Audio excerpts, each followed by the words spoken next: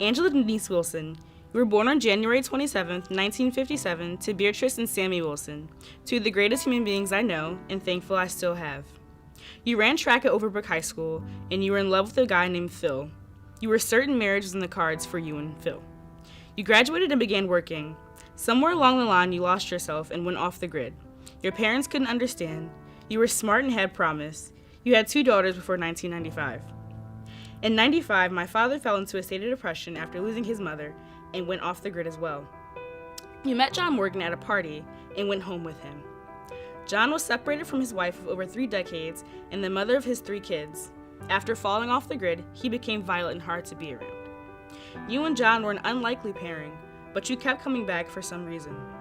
You were both toxic to yourselves and to each other. Somehow you became pregnant and had a daughter. She was named Anne Elizabeth Morgan, after John's mother. If you paid attention, that makes sense, right? Within 2 years of having this baby girl, in November of 96, you conceived another girl with John, your last child after having 3 girls prior. On August 17th, 1997, you had me. 2 young children on top of 2 other girls from other relationships.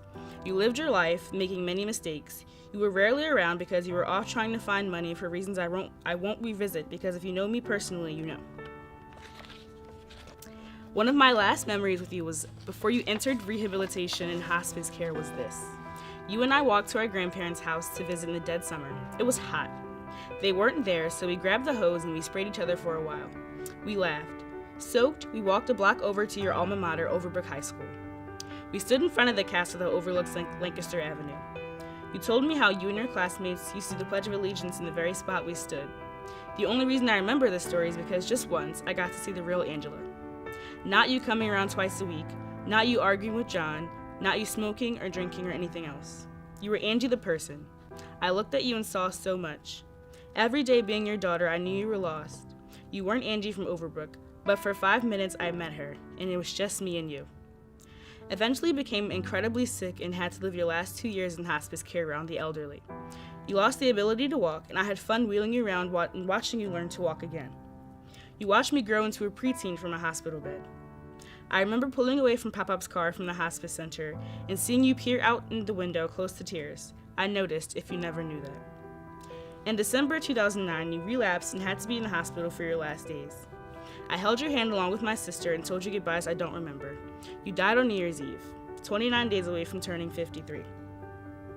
I don't know what you would have thought of me now that I'm almost a 20-year-old woman pursuing a college degree.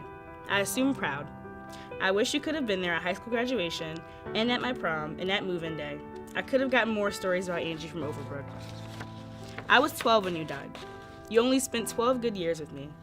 I think the saddest part is this, knowing that life never turns out the way we want.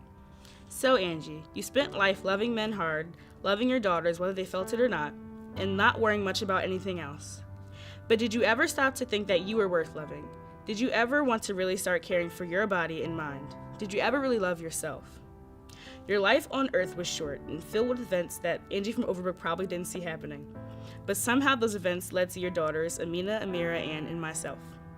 You were not a perfect woman by any means. None of us are. But in death, in heaven, I know you are perfect.